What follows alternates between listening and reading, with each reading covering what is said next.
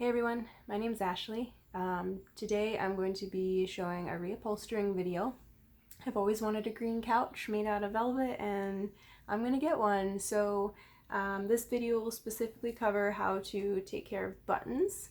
The buttons on this couch, they are either wood or metal, so I had to use a stitching technique in order to secure my buttons into place.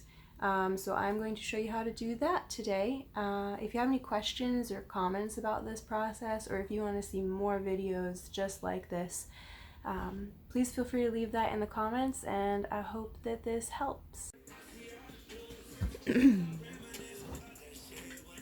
So the important thing about reupholstering a Chesterfield that has these buttonholes in it is to make sure that you are starting in a corner and going in a diagonal. Otherwise you'll get something that's called puckers. It will kind of resemble this, except when you stretch the fabric it won't disappear. And that becomes problematic because it starts to make your texture, the velvet, look really shadowy and ripply.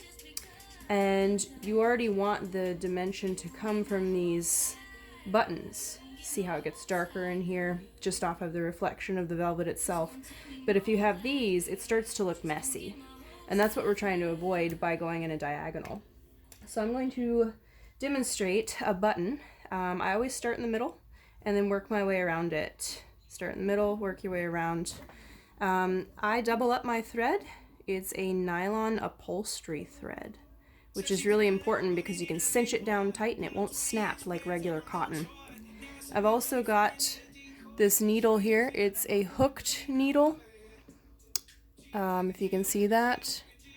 And you thread it just like a normal needle, but because it's got that hook on it, you can scoop, which is what we're going to be doing with this button. So roll the fabric up out of the way. Remember, this is a pliable couch, so you can push down to get a nice tight stitch. And the very first thing I do is pull it through the middle of your two threads. Having it doubled up will give it added security, and we just anchored it to the couch. You can see the couch moving there. So now what we're going to do is on the top, we are going to pull down in an angle until this pucker disappears and it becomes smooth. Push your thumb in the hole to locate where it's at, and then right above the nail underneath the fabric, you're going to pop out your needle. Now it's going to completely shift from where that spot is, but we're going to take a button and load it onto your needle, slide it on, and directly below where you entered, maybe 1/4 of an inch down, I guess it depends on the size buttons that you're using, you're going to push it through. It gives it enough room so it doesn't shred the fabric, tear it apart, but then it will also get a good hold. So we've tightened the button onto the outside of the fabric. Now we're going to go back internally.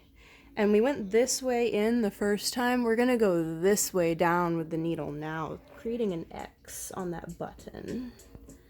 And again, push the fabric out of the way and pull this sort of tight.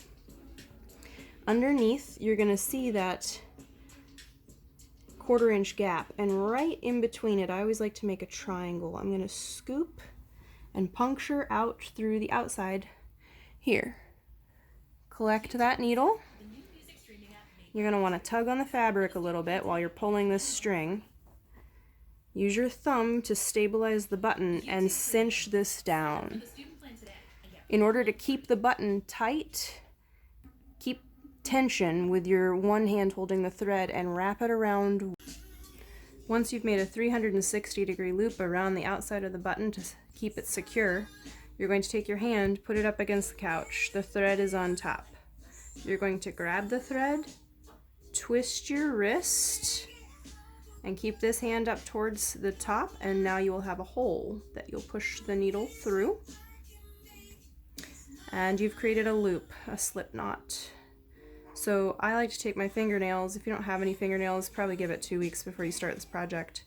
And grab a hold of the button, and then you slide this knot around the outside of this button and secure it tightly. Then I will cut the thread probably to anywhere to 3 or 4 inches, and then I will just tie 2 regular knots that get secured underneath the base of the button for added security. Pull them back together, snip them, and you have created a button for the back of your Chesterfield.